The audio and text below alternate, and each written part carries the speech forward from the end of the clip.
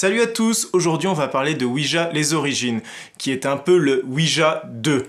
Et je tiens à vous prévenir tout de suite, je n'ai pas vu le premier film, et en même temps, est-ce bien nécessaire vu que celui-ci, comme le nom l'indique, s'appelle les origines, donc on vient avant les événements du premier Ouija, pour raconter comment tout ça s'est lancé, comment tout ça a commencé.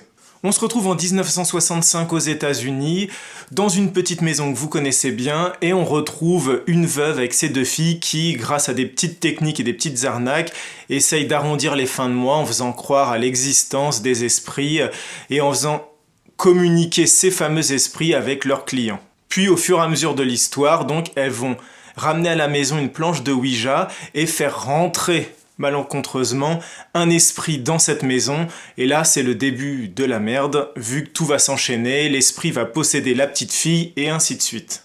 Alors clairement, ce film n'a rien d'original, aucune innovation de quelque manière qu'elle soit, c'est franchement un copier-coller de ce qui se fait maintenant au cinéma dans les films d'horreur, c'est-à-dire on reprend une famille, on reprend une maison, on reprend un démon qui possède une des personnes de la maison et on fait voilà des petites scènes pour faire sursauter le spectateur avec des bruits très aigus de violon, voilà, il n'y a rien d'innovant. Et même sur pas mal de passages, on a l'impression de voir Insidious, que le réalisateur aurait regardé Insidious et aurait décidé d'adapter Ouija avec les mêmes codes qu'Insidious, c'est-à-dire au début un titre écrit de façon simple avec une musique bien stridente, on reprend le système des draps qui se tirent quand la personne dort, de l'enfant possédé, on reprend le système aussi de l'enfant qui regarde par un truc pour après voir ce fameux démon qu'il possède, et ainsi de suite. Il n'y a aucune innovation, et au final, ça rend pas le film superbe. Attention, je dis pas qu'il est mauvais, je dis juste qu'il a rien d'innovant, mais je sais que beaucoup d'entre vous aiment ce genre de film, et c'est un film que tu regardes comme ça avec tes potes au cinéma, ça fait passer le temps, mais ça apportera rien de nouveau. Je l'ai vu il y a plus d'une semaine, et j'ai déjà oublié la moitié des choses parce qu'il ne m'a pas marqué. En plus, on n'a pas vraiment peur parce que tout ce qui sert à faire sursauter le spectateur sont des techniques déjà utilisées, vues et revues au cinéma. Et donc au final, on connaît maintenant toutes ces ficelles.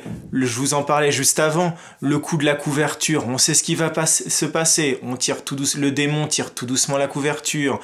Une deuxième fois, puis d'un seul coup il tire très fort et on met une musique stridente à ce moment-là, et voilà, c'est censé faire sursauter le spectateur, mais on connaît le truc. L'histoire aurait pu être sympa, mais c'est vrai, après en avoir parlé avec aussi d'autres personnes qui étaient là à la projection, il y a quand même beaucoup d'incompréhension. Il y a des fois on comprend pas l'identité du démon, ce qu'il fait là, c'est un peu fouillis, on comprend pas tout, et ça devient parfois limite ridicule.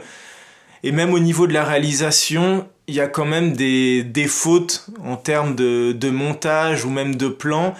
Et au final, le film passe, voilà, tranquillement, sans nous faire sursauter. On est là, spectateur du film, mais on s'y attache pas trop. Ouija les origines, c'est 1h30.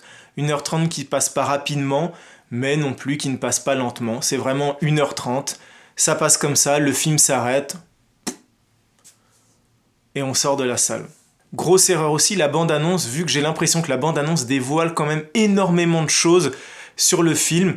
Tous les éléments un peu effrayants sont presque dévoilés dans la bande-annonce, et je trouve ça un peu dommage. Surtout qu'après, quand on est dans le film, il n'y a pas énormément d'autres passages effrayants pour se rattraper.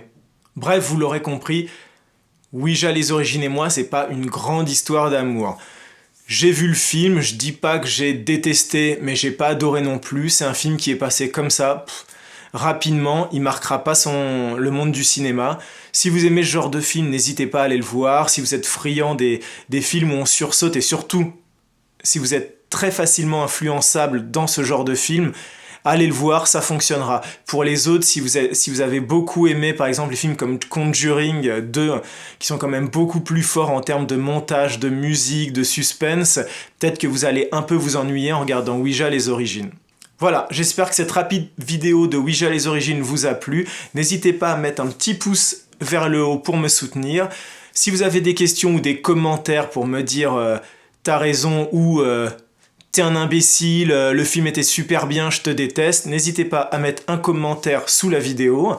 Surtout, abonnez-vous, soyez de plus en plus nombreux, ça me fait chaud au cœur. Et moi, je vous dis à bientôt pour un nouveau film. Allez, ciao, bon film.